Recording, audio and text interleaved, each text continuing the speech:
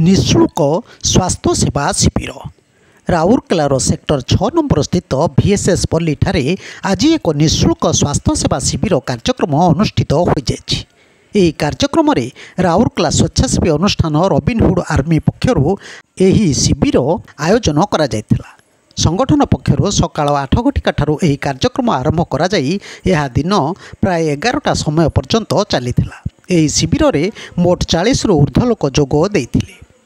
IGH ପକ୍ଷରୁ ଏହି ଚିକିତ୍ସା ଶିବିରରେ फार्मासिस्ट संग्राम केशरी महांती लोकों स्वास्थ्य परीक्षा कराइबा सहित समस्ते स्वास्थ्य प्रति जत्नवान होगाकू परामर्श देइथिले। ठीक समय रे बीपी चेकिंग और सुगार परीक्षा कराई नेबाकू से कहिथिले। एही कार्यक्रम रे रबिनहुड आर्मी तरफरु सर्वश्री रूपेश बड़ाइक, कमल जेना, रामचंद्र बड़ाइक, लालबरन बड़ाइक, रंजित विश्वाल, जगन्नाथ अश्विनी, स्थित सती बड़ाइक, चंपावती अमात, अजय बेहरा प्रमुख जोग दे कार्यक्रम रे सहयोग करथिले।